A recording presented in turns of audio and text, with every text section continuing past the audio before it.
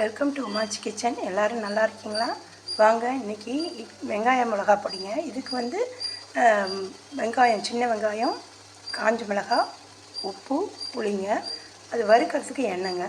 இட்லி, தோசை இதுக்கெலாம் இதை எடுத்துக்கலாங்க, தொட்டுக்கலாம். நல்லாயிருக்கும் தொட்டு சாப்பிட. வெங்காயம் லேசாக ஹீட் ஆனால் போதுங்க. இதை எடுத்துட்டால் போதும், ரொம்ப லைட்டாக வறுத்தா போதும், ரொம்ப நேரம் வறுக்காது. இப்போது மிளகாய் வறுத்துக்கலாங்க. மிளகாய் லைட்டாக அதுவும் சூடு ஏறணும் போதுங்க. நல்லா கொஞ்சம் சூடு ஏறணும். சீக்கிரம் நைஸாக நெய்விடுங்க மிளகா. அதுக்கு தான் வெங்காயம் பச்சையாக வச்சுக்கலாங்க. ஒரு சிலருக்கு பச்சை வாடை பிடிக்காது, வாயில் ஸ்மெல் வருங்கிறவங்க லைட்டாக வறுத்துக்கிட்டால் போதும். சும்மா ஒரு 2 செகண்டு சூட்டில் போட்டு வறுத்தா போதும். நல்லா நைஸாக பவுட்ரு பண்ணிக்கோங்க.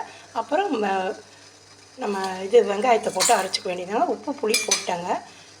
வெங்காயம் மிளகாய் ரெடிங்க. வெங்காயம் மிளகாய் ரெடி ஆகிடுச்சு. கடுகு தாளித்து கொட்டியிருக்கேன். நல்லெண்ணெய் ஊற்றி சாப்பிட்டு